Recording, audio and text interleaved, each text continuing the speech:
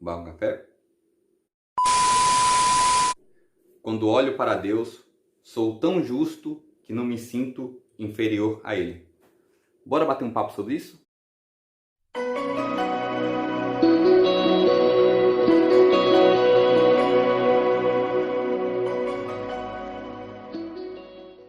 Olá, meus amigos, sejam bem-vindos ao meu canal, ao Papo Teológico.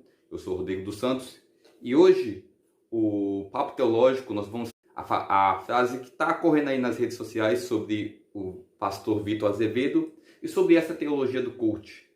E talvez você possa ver no título desse vídeo, achar que nós vamos aqui condenar sua prática, ou talvez chamá-lo de herege e dizer que ele está matando muitas pessoas, pregando um falso evangelho.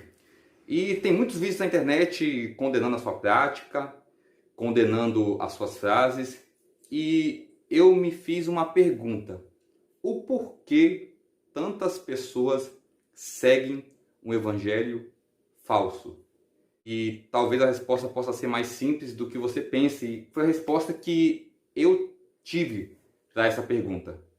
A resposta é que muitos seguem um evangelho falso porque não conhecem um evangelho verdadeiro.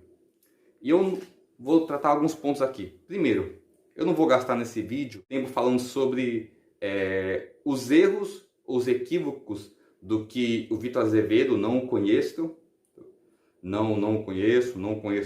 aonde ele ministra, sou contra as frases que ele citou, esse tipo de sermões, esse tipo de frases, creio que não seja um evangelho verdadeiro, mas eu não vou gastar tempo condenando isso daí. Depois, o meu foco aqui, nesse vídeo, é fazer um estudo simples, básico, rápido, sobre soterologia, a doutrina da salvação. Trazer algumas bases aqui sobre a salvação em Cristo Jesus e sobre o que a Bíblia fala sobre o cristão ser salvo. Então, eu vou gastar um tempo nesse vídeo falando sobre esse assunto. Primeiro, nós precisamos entender que nós não somos justos. Então, a condenação dessa frase é clara. Eu creio que algumas pessoas que estão assistindo esse vídeo até podem gostar dos sermões, dessas pregações, tanto do Vitor Azevedo, quanto dessa teologia do coach. Por quê? Porque são algo que mexe com a nossa emoção e isso acaba nos fazendo bem. Eu me lembro de um texto, 2 Timóteo capítulo 4, versículo 3, que diz que chegarão dias onde não suportarão essa doutrina. Vão procurar mestres e líderes que falam coisas que lhe agradam nos ouvidos. E é o que está acontecendo hoje. Na realidade, nós não devemos julgar os hereges, porque se falsos profetas ou heresias estão se infiltrando na igreja, é porque nós estamos patrocinando isso. Eles só falam porque tem pessoas para o ouvir. A questão da teologia do coach, eu entendo que a teologia do coach ela é um derivado da teologia da prosperidade. A teologia da prosperidade ela promete sucesso financeiro e sucesso na saúde.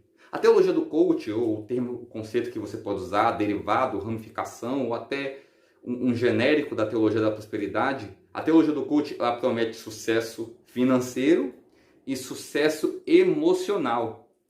Então, essas teologias elas buscam trazer para a igreja, para as pessoas, aquilo que elas querem, aquilo que elas desejam. Antigamente desejavam sucesso financeiro e entrou a teologia da prosperidade com isso. Hoje, o maior desejo é ter a inteligência emocional. Então, e com isso, o sucesso financeiro também. E com isso foram criadas essas teologias. Eu creio que o coaching em si, que significa treinador de grace, pode até ser uma ferramenta para ajudar pessoas, eu entendo isso. Mas nós precisamos entender o seguinte: ele não pode substituir dentro da igreja a pregação do evangelho, a pregação da palavra. E o que acontece a maioria das vezes? Nós estamos pegando ferramentas seculares, psicologia, coach, filosofia, e usando essas ferramentas para substituir a pregação do evangelho. Por quê? Porque o nosso intuito, a maioria das vezes, infelizmente, de alguns pastores e pregadores, é o sucesso ministerial. E muitas vezes, quando pregamos o evangelho, não alcançamos isso. Mas quando temos algumas ferramentas que são úteis, nós substituímos a pregação do evangelho e usamos essa ferramenta para o sucesso ministerial e não o sucesso do reino de Deus, não o sucesso da transformação de vida, não a busca por almas que necessitam ser transformadas. Bom, eu não vou gastar muito tempo falando sobre isso, eu vou dar uma aula bem básica aqui sobre soteriologia, a doutrina da salvação. E hoje eu vou falar só de apenas um ponto, que é a justiça de Deus. Em Lucas capítulo 19, versículo 10, Jesus disse que ele veio para salvar os perdidos e os pecadores. Então, uma coisa que precisamos deixar bem clara, nós somos pecadores e nós somos perdidos. O cristianismo ele se diferencia das outras religiões porque para sermos salvos, precisamos reconhecer que somos pecadores. Você precisa entender que você não é justo perante Deus. Quando Adão e Eva pecaram no jardim do Éden, eles permitiram que o pecado entrasse na natureza humana. Entrando na natureza humana, nós perdemos a justiça diante de Deus. Efésios capítulo 2, versículo 14, diz que foi criado um muro de inimizade entre o homem e Deus. E com isso o homem se tornou pecador, se tornou injusto perante Deus. Romanos capítulo 3, versículo 23, diz que todos pecaram e carecem da glória de Deus. Paulo fala em Romanos capítulo 7, versículo 19, que ele queria fazer o bem, mas ele não conseguia fazer o bem. E o mal que ele não quer fazer, esse era o que ele fazia. Salmo capítulo 14, verso 3, diz que não há nenhum justo sequer na terra. Então nós não somos justos, somos pecadores. E a justiça de Deus entra nisso daí. Por quê? Porque o propósito de Deus é nos salvar. Deus tinha um plano de redenção para a salvação do homem. Desde que o homem pecou, Deus se propôs em salvá-lo. Acompanhe comigo aí o Evangelho de João, o capítulo 6, o versículo 39. E a vontade de quem me enviou é esta, que nenhum eu perca de todos os que me deu. Pelo contrário, eu o ressuscitarei no último dia. Versículo 40. De fato, a vontade de meu Pai é que todo homem que vir ao Filho e nele crer tenha a vida eterna, e eu o ressuscitarei no último dia. Então, a vontade de Deus é que todos sejam salvos, e Deus criou um plano de redenção para isso. E Deus foi revelando gradativamente esse plano de redenção. Quando analisamos o Antigo Testamento, nós pensamos que Deus ele revela de uma forma gradativa e sistemática seus propósitos. Em Gênesis capítulo 3, versículo 15, ele diz que nasceria da descendência da mulher, aquele que salvaria o mundo. Em Gênesis capítulo 49, versículo 10, ele diz que a autoridade nunca sairia de Judá. Em 2 Samuel capítulo 7, versículo 13, ali fala que o reino de Davi será estabelecido para todo sempre. Isaías 53:5 diz que aquele que nos salvaria, ele seria moído pelas nossas transgressões e ferido pelas nossas iniquidades. Miqueias capítulo 5, versículo 2, diz que o Messias nasceria de Belém e que a sua origem era desde a eternidade. Então o Antigo Testamento nos revela que Deus ia enviar o Messias para salvar o homem. E quando falamos da justiça de Deus, nós precisamos entender o seguinte: Deus, ele é 100% amor. E Deus também é 100% justiça.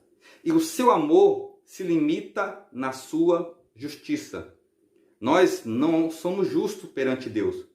Tanto que em Efésios capítulo 2, versículo 8, diz que nós somos salvos pela graça, o favor imerecido. Nós recebemos algo que não merecemos. Na realidade, o que merecemos é a condenação pelos nossos pecados. O que merecemos é o inferno. Mas Deus, por amor e por sua justiça, nos justificou através da cruz de Cristo. E a resposta para isso é muito simples. Como ele nos justificou? Deus, ele sendo 100% amor, ele não poderia salvar todos os homens por amar a humanidade, porque isso seria injusto. E Deus, ele tem princípios morais e éticos. E esses princípios morais e éticos não são feridos por Deus. Então Deus criou uma forma justa de nos salvar. E como seria essa forma justa de nos salvar? Aonde que entraria a justiça de Deus? Deus enviou seu Filho para pagar os nossos pecados. e assim pagando nossos pecados, ele nos justifica da condenação ao inferno. Então, todos aqueles que creem em Jesus são justificados e são salvos de uma forma justa perante Deus. Deus, através de sua justiça e através de Jesus, criou uma forma para nos salvar legalmente. E nós precisamos entender isso daí. Não somos justos, somos pecadores, somos falhos, mas mesmo assim, através da fé, Deus nos salvou. Por que a fé? Porque o justo viverá pela fé. Romanos 1,16 deixa bem claro isso daí. E não é só porque nós não somos salvos por obras, somos salvos pela fé, que não deveremos exercer boas obras. Tiago diz que a fé sem obras é morta. Ele não entra numa contradição com a teologia paulina, mas ele acrescenta a teologia paulina, dizendo que se temos fé, automaticamente o exercício das boas obras deve nascer em nosso coração. Se nós temos fé em Jesus Cristo, nós precisamos buscar exercer boas obras. Então, alguns pontos principais que eu falei aqui. Primeiro, todos pecaram e carecem da glória de Deus. Não há nenhum justo sequer. Segundo, a forma de sermos salvos não é através das obras, porque não temos mérito em obras, mas é através da fé em Jesus Cristo. Terceiro, não significa que nós somos salvos pela fé, que não deveremos exercer boas obras, porque automaticamente que temos fé em Jesus, buscamos ser imitadores dele e dos seus mandamentos e exercitamos, ou pelo menos temos o desejo de exercitar boas obras. A realidade é que todos nós pecamos, todos nós somos falhos e precisamos da misericórdia de Deus. Em Lamentações, capítulo 3, versículo 21 e 22, diz que as misericórdias de Deus se renovam todos os dias. E por que elas se renovam todos os dias? Porque todos os dias pecamos e precisamos da misericórdia de Deus. Para finalizarmos, eu quero ler aqui Romanos capítulo 3, versículo 25 e 26. A quem Deus propôs no seu sangue como propiciação, mediante a fé, para manifestar a sua justiça, por ter Deus, na sua tolerância, deixado impunes os pecados anteriormente cometidos, tendo em vista a manifestação da sua justiça no tempo presente, para ele mesmo ser justo e justificador daquele que tem fé em Jesus.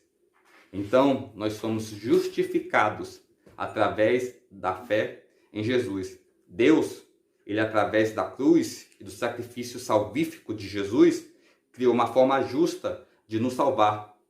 E essa forma justa é ele justificando os nossos pecados através de Jesus. Quando Jesus, ele completou, ele diz estar consumado na cruz. Ele completou a sua obra ali. Por isso termos, quando dizendo que precisamos nos sacrificar, pagar o preço, não é bíblico. Porque nós diminuímos a cruz de Cristo, dizendo que a cruz de Cristo não é suficiente para alcançarmos salvação e precisamos fazer algo a mais. Isso não é bíblico, é contra os mandamentos de Cristo. Eu preciso que você entenda que nós não somos justos, nós somos falhos e pecadores e carecemos da glória de Deus. E por isso devemos buscá-lo, servi-lo e seguir a sua palavra.